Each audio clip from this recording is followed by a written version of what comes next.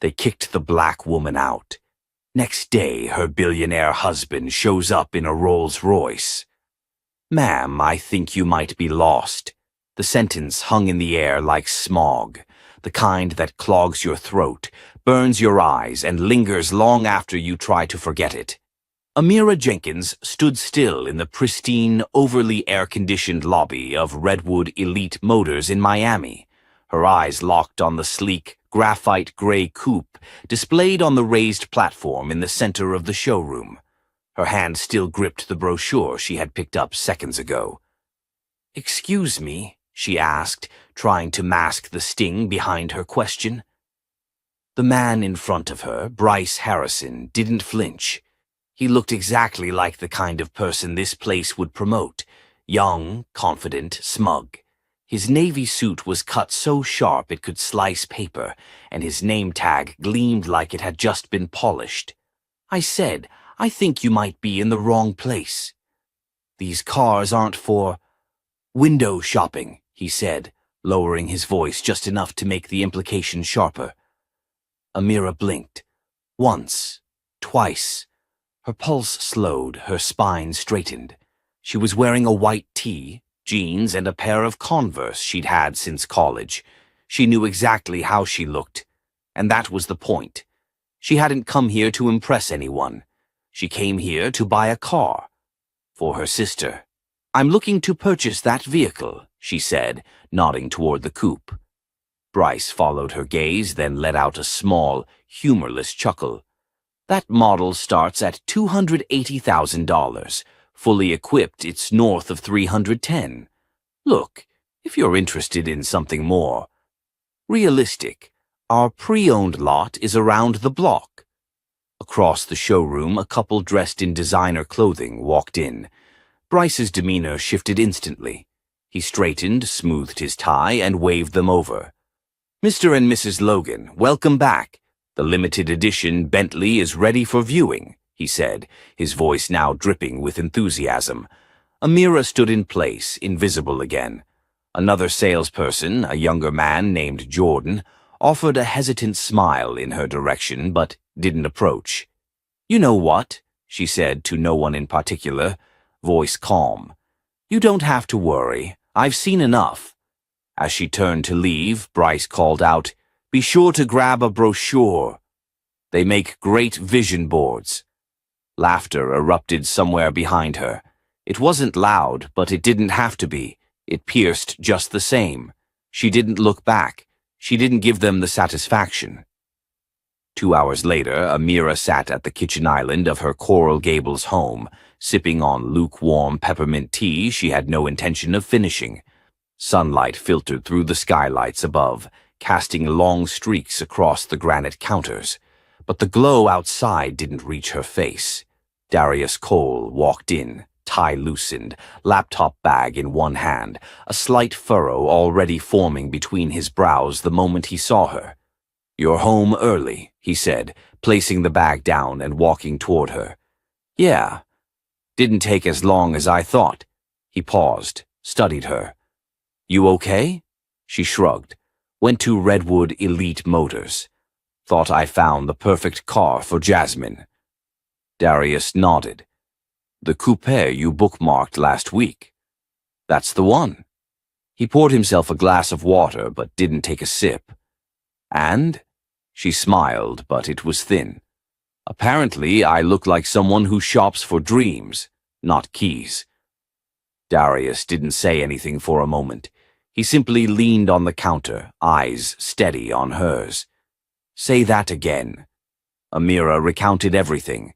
The dismissiveness, the laughter, the subtle snickers, the public humiliation.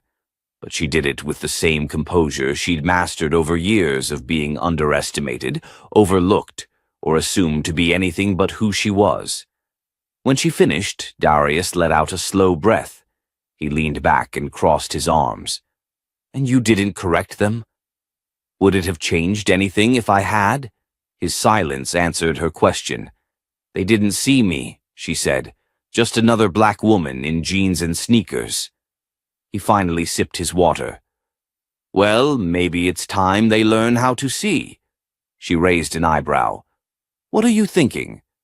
"I'm thinking you tried to buy a car," he said, walking toward his phone on the charger. "Now I want to buy the lesson."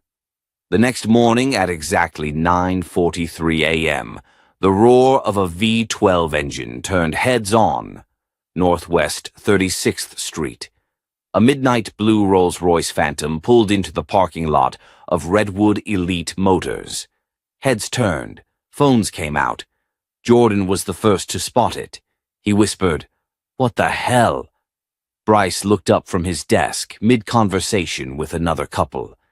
"Is that—" The driver, a man in tailored black, stepped out and opened the rear door with practiced precision. Out stepped Darius Cole. No introduction, no dramatic flair. Just presence. Bryce's jaw twitched. He didn't recognize him right away. Not until Darius looked him dead in the eye and said calmly, "You met my wife yesterday." Jordan dropped his pen. The silence that followed wasn't empty. It was thunder in disguise. The air in the Westbridge Auto Gallery was thick with pride. Sleek glass walls reflected the rows of luxury vehicles lined up like soldiers, each polished to an impossible gleam. Inside, under the hum of subtle jazz and the low murmur of customer voices, sales manager Chase Winfield adjusted the cuffs of his blazer and glanced at the front entrance, where sunlight spilled across the floor like a red carpet. He just finished lecturing the junior sales team about client profiling. He believed in the importance of reading people, shoes, posture, tone of voice. He claimed you could tell everything you needed to know before they even opened their mouths. "Trust your instinct," he said. "Not everyone who walks in here is here to buy. Some just want a taste of what they can't afford." Just as the words settled, the glass doors slid open.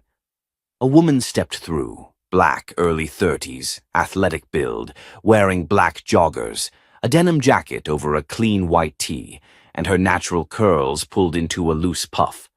Her face was fresh, no makeup, and her only accessory was a slim leather wallet in one hand. Chase barely looked up. But behind the reception desk, Ruby, the receptionist, straightened. Something about the woman's walk said confidence, not confusion. But Chase didn't see it. What he saw was someone out of place.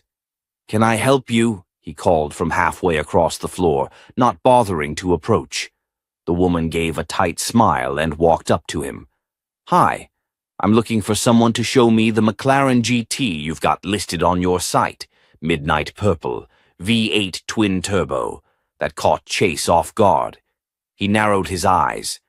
"That car starts at $230,000. We usually show it by appointment." "I understand," she replied evenly. "I'm here now and I'm prepared to make a decision today." Chase tilted his head slightly. "You're prepared?" She nodded and handed over a neatly folded sheet, her name, Ava Monroe, and the listing printed out with a handwritten VIN circled. Attached to it was proof of funds from a personal account at a private bank in Boston. Chase barely glanced at it. He folded his arms. "I'm going to be honest, Ms. Monroe. We've had issues lately. People coming in off the street wasting time. If you're serious, maybe you should come back with a consultant or someone who handles your finances." Ava blinked. "You mean like a husband?" she asked, voice sharp but still controlled. "I mean someone. A little more in the know," Chase said, walking toward the reception desk, brushing her off. "Ruby can give you a brochure." Ava didn't move. She looked down at her papers, then up again. "That's a shame," she said quietly, "because I did come prepared, and this was going to be a surprise gift." Ruby looked between the two of them, clearly uncomfortable. She opened her mouth to speak, but Chase waved her off. "We've got appointments today, Ms. Monroe. Feel free to browse, but if you're not purchasing today—" "I said I was ready today," Ava interrupted, her voice still even. "I don't need to browse. I told you exactly what I wanted, and I just handed you proof of funding." Chase rolled his eyes. "Listen, this dealership operates on relationships, Trust, reputation. It's not personal, it's just, you don't look like our typical buyer. The words hung in the air. The nearby showroom floor seemed to go quieter. A few customers glanced over. One of the younger salesmen, Tony, stood frozen near a Porsche Taycan, clearly caught in the awkwardness of it all. Ava stared at Chase, then folded her papers back into her wallet. She smiled. This time it wasn't polite. It was tight, calculated. "Understood," she said. And with that she turned and walked out. No raised voice, no scene, no last word. Just silence. But Ruby saw it. The flicker of something behind Ava's calm eyes. Not defeat. Not even anger. Something quieter. Sharper. Like a thread had just been pulled in her mind. And it would unravel everything. That night, Chase told the story over beers with a few friends. He made it into a joke. She walked in looking like she just came from the gym, wanted to test drive a McLaren. Can you believe that? His friends laughed. One raised a brow. What if she was serious? Then she can come back with someone who looks the part, Chase replied, sipping his IPA. This is a luxury dealership, not a used lot. But back in the city, Ava Monroe was having dinner with her husband, Miles Holloway, the founder and CEO of Holloway Strategic, one of the top infrastructure investment firms in the country. They sat on their terrace, the Boston skyline gleaming behind them. Ava didn't speak of what happened right away, but when she did, Miles put down his fork slowly. "Let me guess," he said. "They looked at you and decided you weren't worth their time." Ava nodded. Miles didn't react with rage, just the kind of slow, settled silence that always came before he made a move. He poured himself a drink, then turned to her. "Do you want me to handle it?" he asked. Ava shook her head. "Number, but I want them to remember my name. Not just because of the money, because of the lesson." Miles smiled. "Then let's give them a lesson they'll never forget." The next morning, Westbridge Auto Gallery would open like any other day. But nothing would be the same after what rolled into their parking lot at exactly 9:58 a.m. And by 10:01, Chase Winfield would forget everything he thought he knew about judging people by their appearance. Because sometimes the people you dismiss most easily are the ones holding your future in their hands. Chase Winfield didn't sleep well. Something about the woman's calm composure unsettled him in ways he couldn't explain. It wasn't what she wore or how she carried herself. It was the way she looked at him after he dismissed her, like she was collecting information, not emotion, like she'd seen this 100 times and already knew how it would end. Still, Chase had written it off. People bluff all the time. Fancy talk, fake confidence. Half of them barely get approved for financing.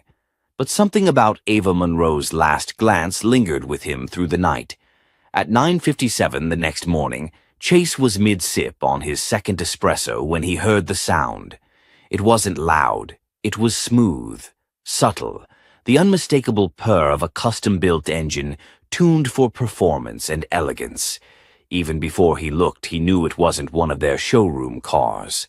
Outside the massive front windows, a car unlike any he'd seen before pulled into the dealership's front circle.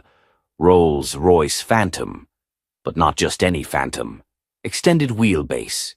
Midnight black paint that shimmered violet when the sunlight hit it. Just right. Chrome accents so polished they caught every angle of the building's glass facade. The kind of car you didn't just buy. The kind of car you commissioned. Inside, the dealership fell quiet. Salesmen stopped mid-conversation. Tony nudged Ruby at the reception desk. Chase stepped forward, heart quickening. He forced himself to adjust his tie, resetting his confident exterior. "VIP client," he muttered to himself. The car door opened. A chauffeur in tailored charcoal gray stepped out and walked smoothly to the rear door, opening it with a respectful bow. From the back stepped a tall man in a steel blue suit, the kind that fit like it was sewn onto him. Bald head, sharp jaw, mahogany skin. He wore no jewelry, just a sleek black watch. He didn't need to say anything. His presence alone did the talking. The man took 3 steps toward the glass doors. Chase rushed to meet him. "Good morning, sir. Welcome to Westbridge Auto Gallery. My name is Chase Winfield, sales manager. It's an honor." The man's eyes didn't even flick toward Chase. His voice, when it came, was calm and deep. "I'm here about the McLaren GT." "Of course," Chase said quickly, motioning toward the showroom floor. "You've got great taste. We have one of the only midnight purples left on the East Coast." The man stopped walking. "I'm aware," he said. "My wife was here yesterday. She asked to see that very car." Chase froze mid-step. I'm not sure I recall." "She came alone," the man continued, "wearing jeans, a white tee. Her name is Ava Monroe." Chase's face paled slightly. The man extended his hand. Miles Holloway. There it was. That name. It dropped like a weight in Chase's gut. Not from fear, yet, but from recognition. Holloway Strategic, Energy Tech Infrastructure, Forbes, Wall Street Journal. The man in front of him wasn't just a wealthy customer. He was one of the richest men in the state, and he was the husband of the woman Chase had humiliated less than 24 hours ago. "I believe," Miles said, still calm, "you told her the McLaren was appointment only." Chase swallowed hard. "Yes, I may have. There may have been a misunderstanding. I'm deeply sorry. If she's interested, of course, we'd be happy to revisit." "She was interested yesterday," Miles said. "You weren't." His words sliced through the lobby. Across the floor, the other staff had stopped pretending to work. Ruby turned away from her desk, slowly removing her headset. Tony was standing still, eyes wide.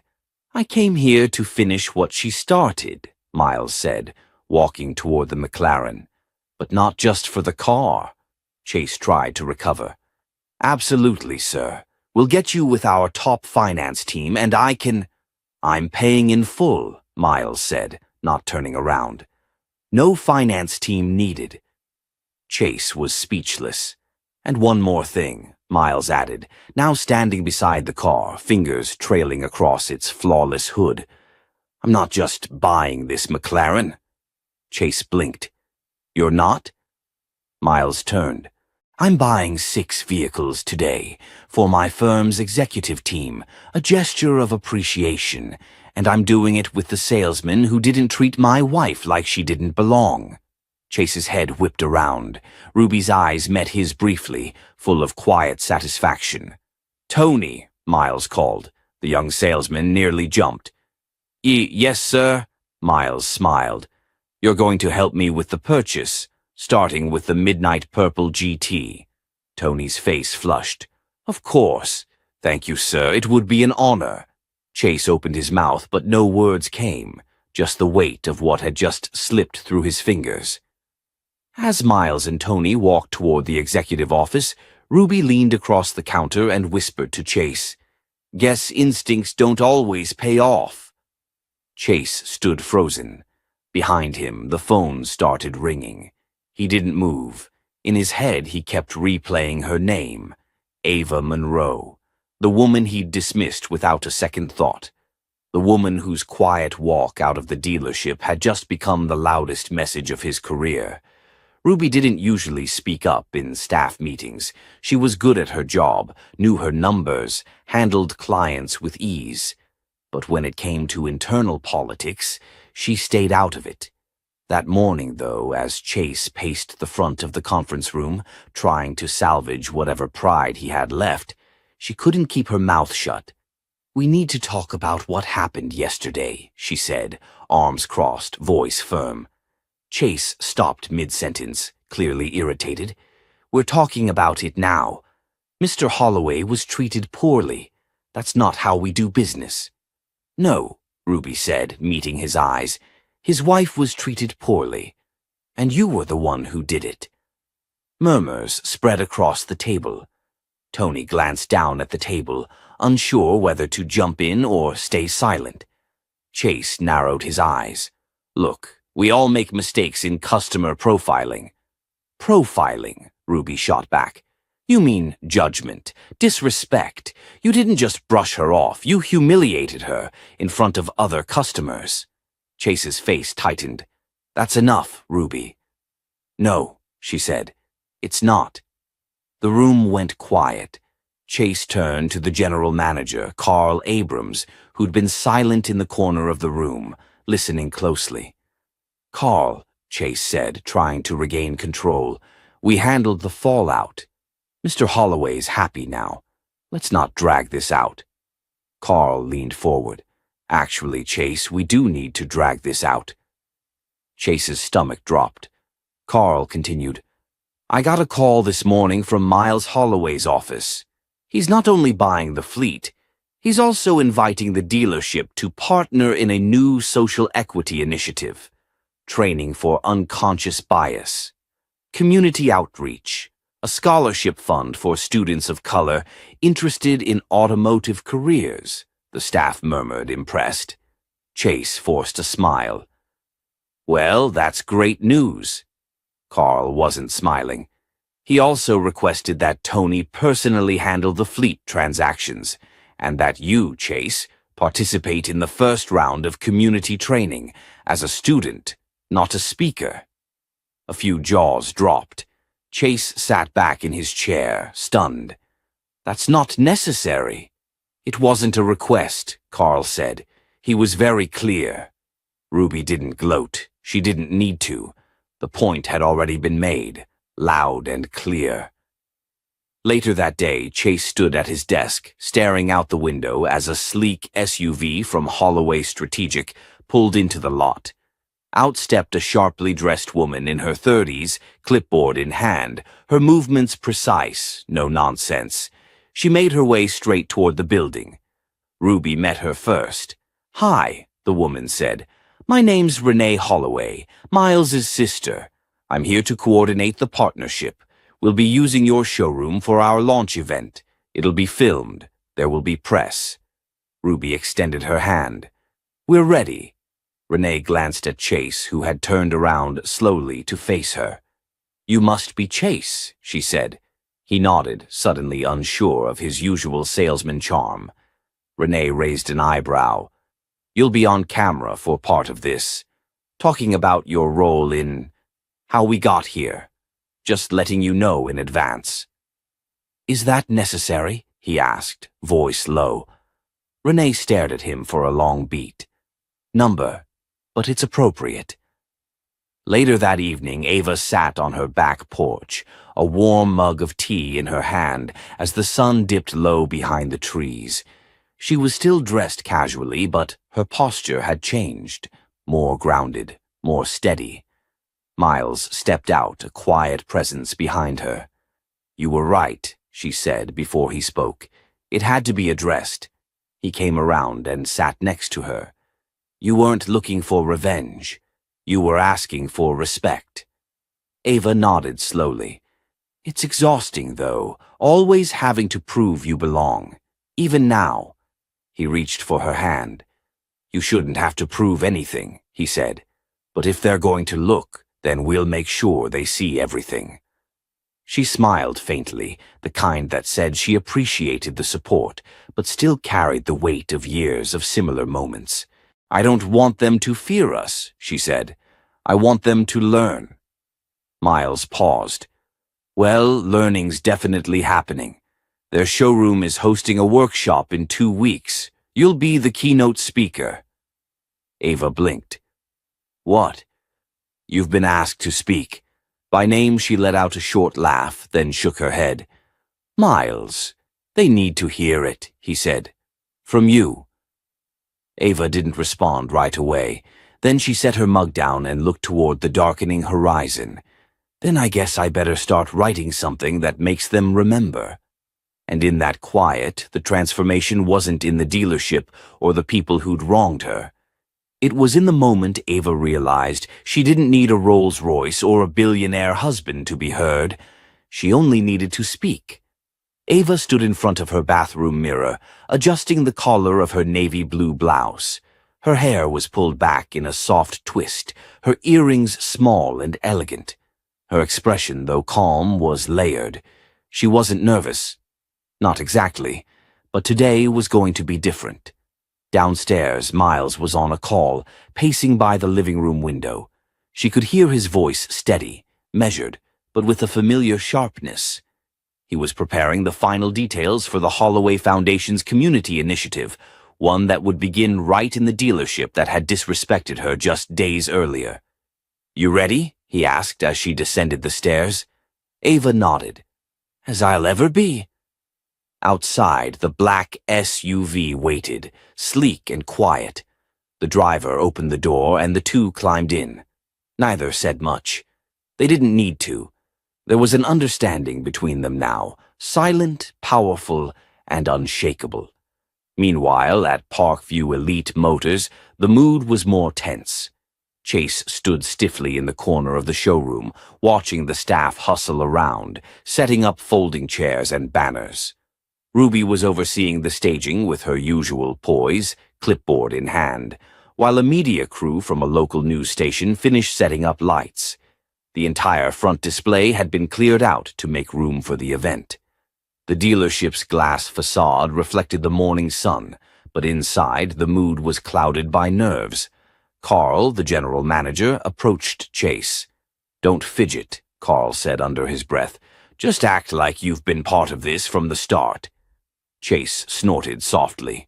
"Except I wasn't." "That's not the point today," Carl replied. "The point is making it right." A hush fell over the room as the doors opened, and in walked Ava and Miles. This time Ava wore her identity like armor. Not flashy, but powerful in its clarity. She wasn't there to perform or prove. She was there to speak truth. And everyone in the building felt it. Chase straightened involuntarily, trying to muster a smile that felt more like a wince. Ruby met Ava first, her expression warm and welcoming. "We're honored you're here," Ruby said sincerely. "Thank you," Ava replied. "Let's get to it." After some brief introductions, the event began. Carl stepped to the front with a mic in hand, clearing his throat. "We're gathered here not just as a business," he said, "but as people learning how to do better. Today is about accountability, reflection, and change, and there's no better voice to help us start that journey than Ava Holloway."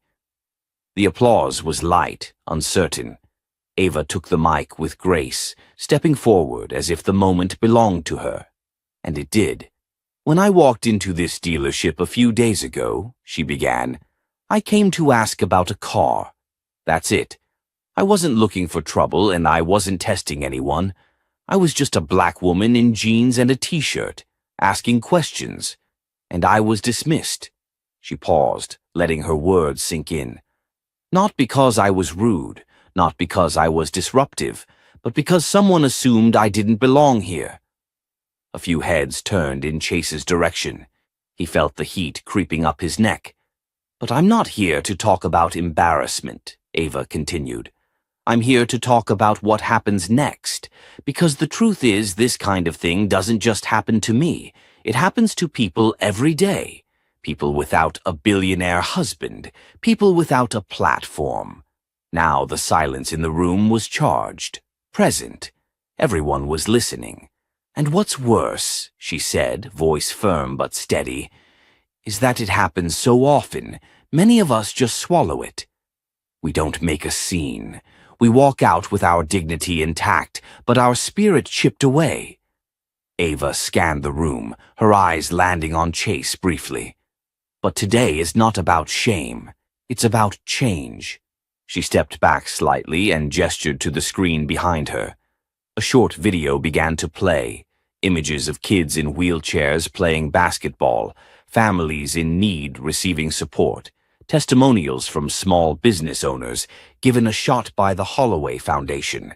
"This," she said as the video ended, "is what it looks like when we invest in people instead of profiles, when we open doors instead of closing them.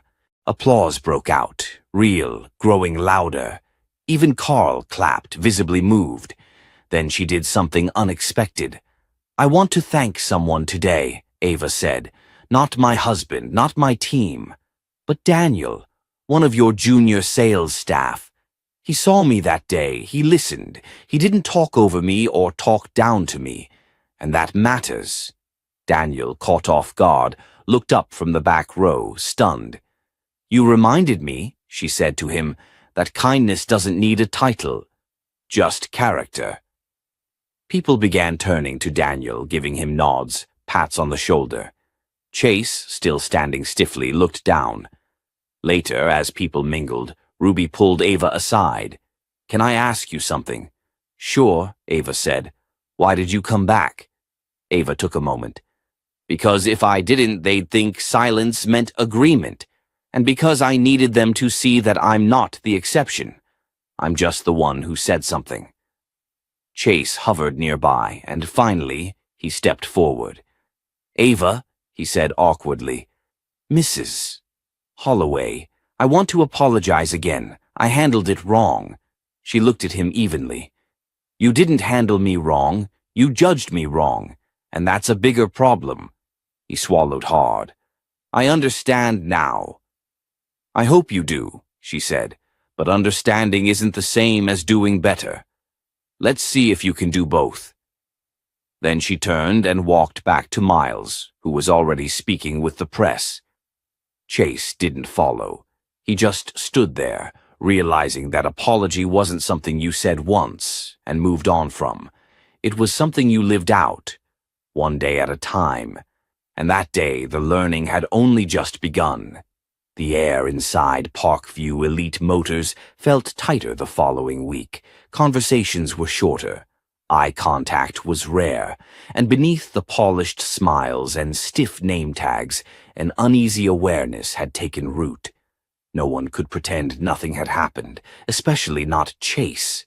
He had replayed that moment, Ava's speech, Daniel being thanked, the look in Ruby's eyes when she passed him without a word, dozens of times in his head. But it wasn't just guilt, it was clarity, and it was heavy. He'd spent years convincing himself that how someone dressed, how they walked in, whether they used the right lingo, these were all harmless filters, necessary tools in sales, efficiency, professionalism. But now all he saw was the mirror, and he didn't like the reflection. On Thursday, Chase stayed late, long after the lights dimmed and the last client left. He pulled the inventory sheets for the Azure Ava had once pointed to, the one he'd brushed off like it was some impossible fantasy. He stared at it, still available, still gleaming on the platform near the entrance. Untouched, Ruby walked by on her way out and paused when she saw him. "Working late?" He looked up. "Just catching up." She nodded but didn't move. "I was hard on you," she said after a beat. Chase closed the file slowly. "You weren't wrong." Ruby shifted her weight. "I've known you a long time. You're good at what you do, but good sales instincts mean nothing if they're built on assumptions." He swallowed, nodded. "I meant what I said the other day," Ruby continued. "You don't get to decide who belongs and who doesn't, especially not here." Chase looked down. "I know, I was wrong, fully." "Do something about it then," she said simply, and walked away. Friday morning brought something new. Carl, the general manager, had called an all-staff meeting before doors opened. Every associate, every admin, every cleaner was there. It wasn't like their usual quarterly briefings. No donuts, no laminated talking points. Carl stood near the entrance, holding a manila folder and a hard stare. "We're not going to pretend last week didn't happen," he said bluntly. "What happened to Mrs. Holloway, how she was treated, was unacceptable." Some staff nodded. A few others shifted uncomfortably. "We've been pushing for high-volume sales, premium customers, big-dollar accounts, and somewhere along the way we stopped seeing people." Chase lowered his eyes. He knew this was for him, but he didn't flinch. Effective immediately, we're launching a required training series. Unconscious bias, inclusive customer experience, cultural competency. I don't care if you've sold 100 luxury cars. If you can't treat every single person with respect, you don't belong on this floor. Carl let that hang for a moment. But we're not just saying sorry. We're going to show it. That afternoon, the dealership partnered with the Holloway Foundation to co-host a car clinic for underserved youth in the community, showcasing careers in automotive technology, finance, and entrepreneurship. Miles had suggested it during a brief conversation with Carl after Ava's speech. If you want to make this right, help someone else who's been told no all their life. The garage space in the back was transformed. Workbenches, demo stations, mock interviews, even a virtual design simulator. Local high schoolers were bussed in, some wide-eyed, some skeptical, but all of them curious. Ava arrived just after noon. She wore a red blouse this time, no blazer, her curls out and shining in the sunlight. She walked in like she belonged, because she did, and this time, nobody questioned it. Chase saw her from across the garage. He'd volunteered to run one of the resume coaching tables, something outside his comfort zone. He watched her interact with a group of students, laughing with them, correcting one boy's posture playfully as he mock-interviewed with Ruby. He wasn't sure if he should approach, but he did. "Ava." She turned, recognition soft in her eyes. "Chase," she greeted, her voice even. "I wanted to say, thank you, for coming, for doing this. You didn't have to." She tilted her head. "You're right, I didn't. But I did it for the kids, for the ones who won't be dismissed the way I was." He nodded. "I deserved everything you said. Every look, every silence." Ava studied him. "And what are you going to do with it?" He took a breath. "Keep showing up, not just at events like this, but in the way I treat people, the way I listen. Learn." She smiled, small but sincere. "Then let that be your apology." Later that evening, as the last group of students boarded their bus, Ava walked the showroom floor alone. The azure still sat gleaming under a spotlight. She ran her fingers lightly across the edge of the door. From behind her, Miles appeared, 2 cups of coffee in hand. "Still thinking about Caroline?" he asked. "She would have loved this car," Ava said, "but it's not about the car anymore." "No," he agreed. "It's about what it made possible." They stood there, just the two of them, in a room that had once rejected her, now transformed, if only a little. The change wasn't complete, but it had begun, and that, for now, was enough. Saturday morning in Cambridge was quieter than usual, blanketed by an early spring drizzle that misted the air and blurred the outlines of the city. But inside the Collins estate, things were humming with a quiet, deliberate intensity. Ava stood in her office watching the rain streak down the large windows, a steaming mug of hibiscus tea cupped in her hands. Her phone buzzed once, an incoming message from the Holloway Foundation's comms team. Final press release approved. Boston Luxury Motors has agreed to sponsor the Youth Mobility Project, funding 5 full-ride automotive tech scholarships. Press hits expected Monday. Ava let out a breath she hadn't realized she was holding. It was working. Not just the reckoning, but the rebuilding. Across the house, Miles was seated at the kitchen table, still in sweats, reviewing paperwork from the Foundation's expansion. When Ava entered, he looked up, offering her a smile as he slid a folder across the table. "You've got to see this." She glanced over the contents. 3 handwritten letters from teens who'd attended the dealership's career clinic just 2 days earlier. One wrote, "I didn't think someone who looked like me could belong in a place like that. But I do now." Ava blinked once, twice, feeling something settle deep in her chest. "I was wrong," she said quietly. Miles raised a brow. About what?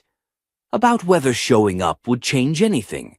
About whether speaking out would even matter. I thought I was just venting, but it mattered. To more than just me.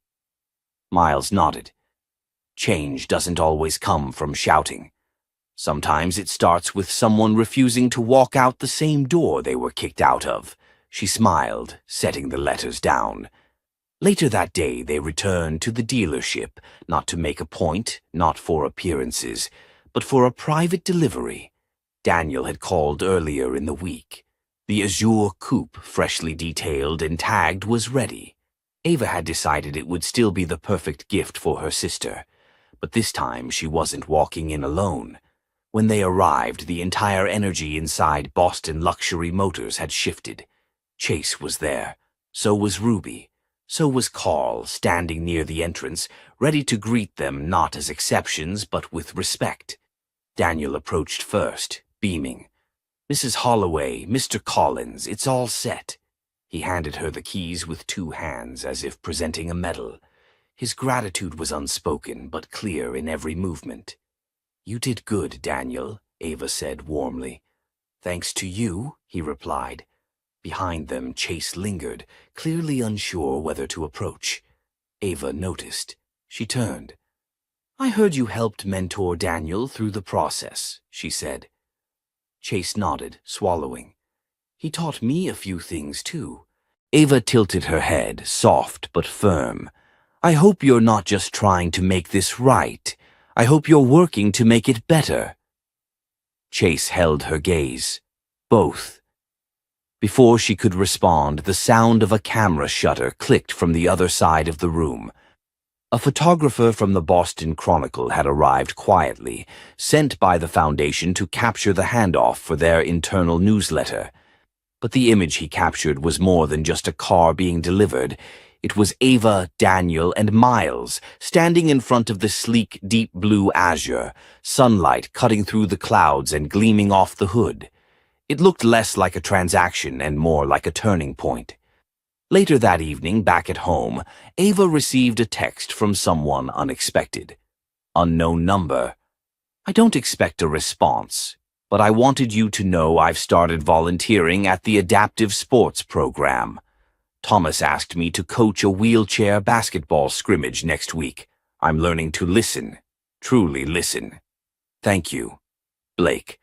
She stared at the message for a long moment. Miles, who was watching her from the other side of the room, finally asked, "Blake?" She nodded, still quiet. "What did he say?" She handed him the phone. Miles read the message, then handed it back with a single comment. "Good. Let him work for his redemption."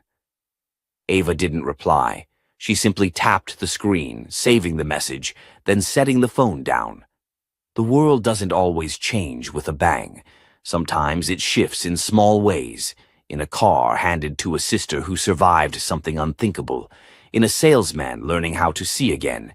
In a man coaching kids he once ignored. And sometimes in the quiet breath a woman takes when she finally feels seen, not because of who she married or what she owns, but because of who she chose to be. Tomorrow would be a new day. But tonight, Ava Holloway finally rested. The Collins Foundation Gala lit up the Boston Harbor skyline like a constellation. Inside the glass-paneled event center, the atmosphere was electric. Children in formal wear grinned beside adaptive sports demonstrations. Donors laughed softly over glasses of wine, and a string quartet played an upbeat tune that gave the entire evening a feeling of celebration rather than charity. Ava Holloway stood near the central exhibit, a fully customized adaptive driving simulator donated by her foundation. She watched a young girl with cerebral palsy try it out, her face breaking into a wide smile as the virtual car responded to her hand controls. That smile alone, Ava thought, made every ounce of the past week worth it. Behind her, Miles approached, dressed in a tailored gray suit, no tie, his presence casual but commanding. He offered her a glass of sparkling water. Your work is all over this place, he said, glancing around. So is yours, Ava replied, but neither of us really did it alone. They clinked glasses lightly. The noise of the gala faded for a moment in their shared silence. A few feet away, Daniel was deep in conversation with a group of local high school students interested in automotive engineering. He spoke with ease now, no longer the nervous young man from weeks ago. His eyes lit up as he explained how an engine works in adaptive vehicles. Blake Thompson stood a little further back. Tonight, he wore the same staff vest as the volunteers, not a tailored suit. He wasn't pretending to be part of the elite. He was working. He helped escort guests, handed out brochures, and, most importantly, listened. Ava had noticed his transformation, slow but real. He didn't seek credit. He didn't speak loudly. He simply showed up, and kept showing up. Near the end of the night, Blake approached her hesitantly. "Mrs. Holloway," he began, his voice softer than usual. "Blake," she acknowledged. He took a breath.